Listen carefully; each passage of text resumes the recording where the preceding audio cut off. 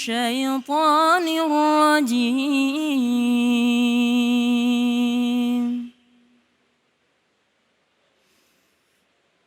بسم الله الرحمن الرحيم.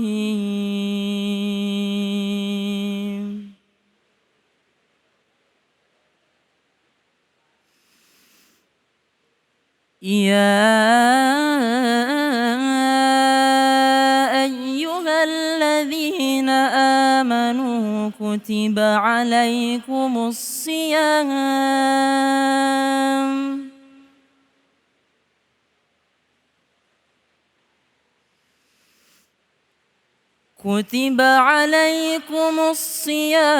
كما كتب على الذين من قبلكم لعلكم تتقون.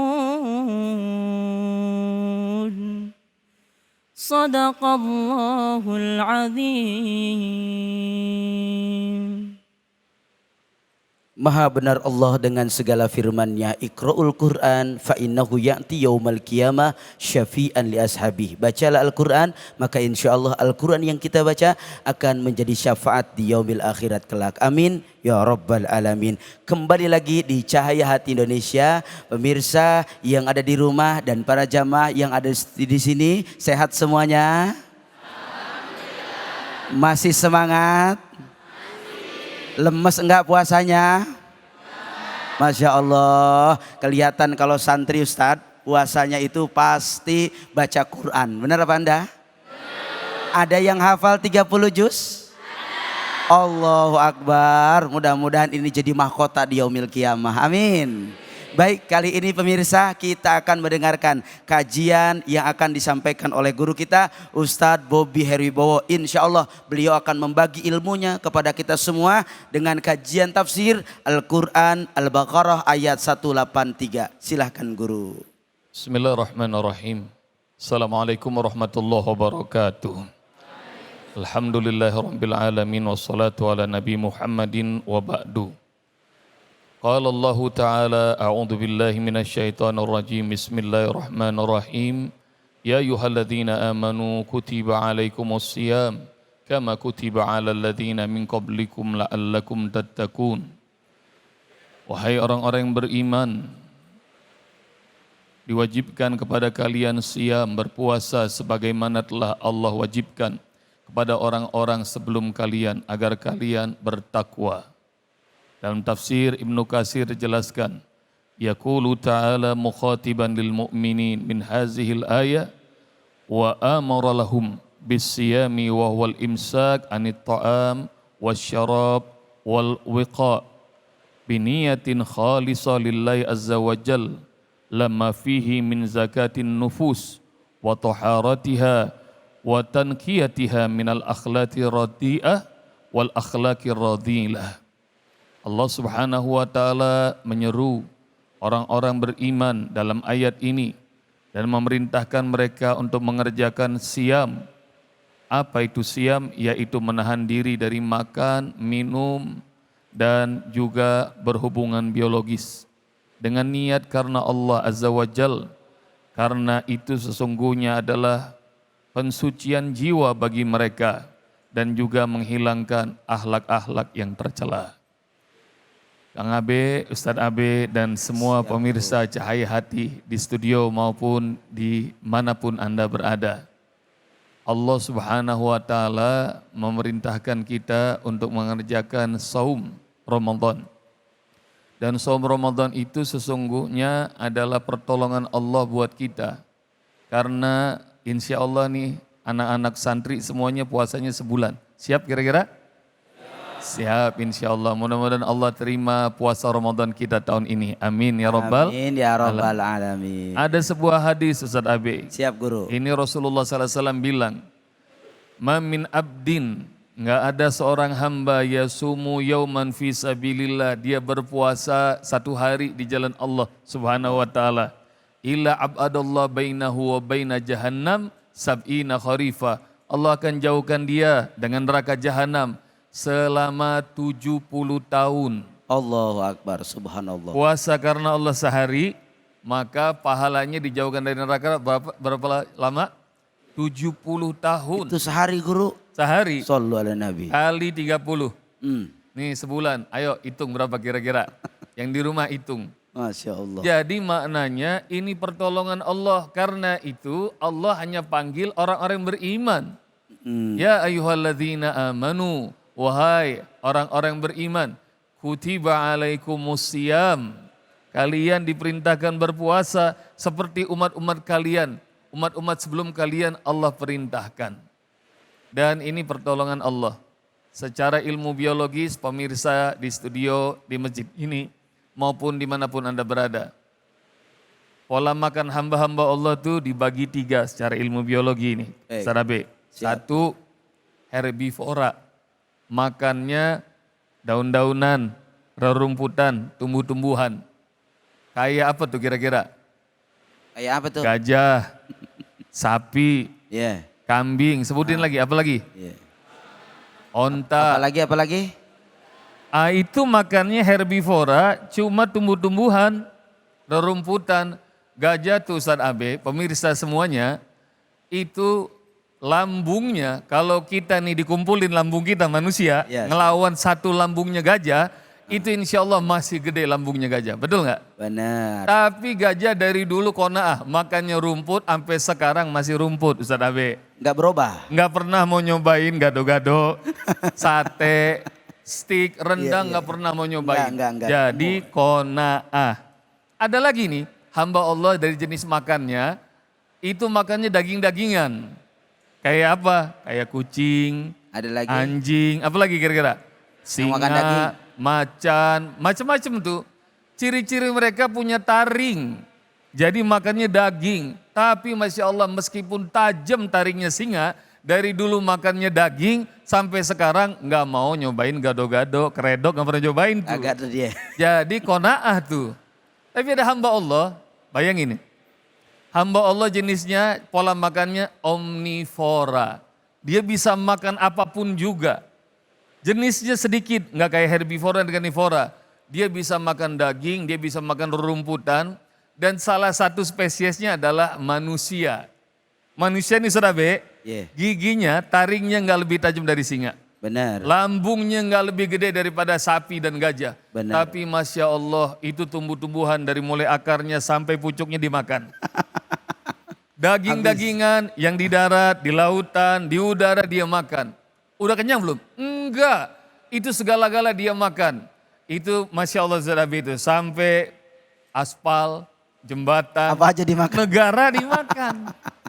Karena itu manusia makannya menjijikkan. Sebab itu Allah Subhanahu wa taala, pemirsa yang dirahmati Allah Subhanahu wa taala, Allah perintahkan kita untuk saum. Nahan. Nahan apa? Nahan agar kita ini bisa menguasai syahwat kita. Dalam sebuah hadis, meskipun doif, ketika Allah Subhanahu wa taala ciptakan akal dan Allah ciptakan nafsu. Saat ulang, saat Allah ciptakan akal dan Allah ciptakan nafsu, maka begitu Allah ciptakan akal, datanglah akal di hadapan Allah Subhanahu wa taala. Dia tunduk, dia sujud, dia patuh sama Allah. Maka manusia yang berakal pastilah taat pada Allah Subhanahu wa taala. Ketika Allah tanya kepada akal, "Ya akal, man anta wa man ana?"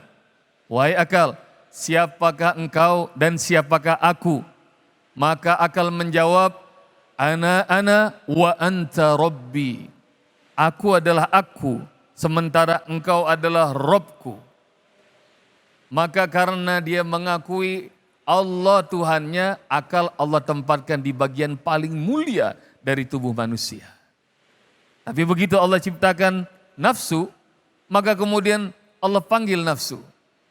Kalau tadi akal tunduk, sujud, sekarang Ustaz Abe dia mau congkak nih, nafsu. Beda ya. Dia sombong.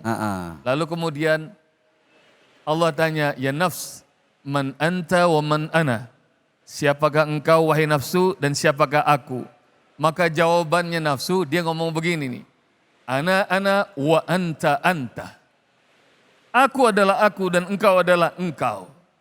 Nafsu itu Apalagi kalau lagi banyak duit tuh. Ya, Sadabe. sombong bedah ya. Santri kalau baru dapat kiriman juga jalannya Iya, lain iya, tuh. iya. Oh. Gayanya, betul nggak kira-kira? Nah, Jadi ada yang kalau begitu ada. lagi punya nafsu tuh gagah, sombong, maka kemudian karena jawabannya itu Allah masukin, dibakar ke dalam neraka jahanam lama sekali. Begitu dikeluarkan ditanya lagi sama Allah, Ya. siapakah engkau dan siapa aku? Jawabannya masih sama. Ya Rob. Maka Allah ciptakan sebuah neraka yang isinya adalah azabnya lain nih. Namanya niranul ju'. Jadi neraka isinya adalah lapar.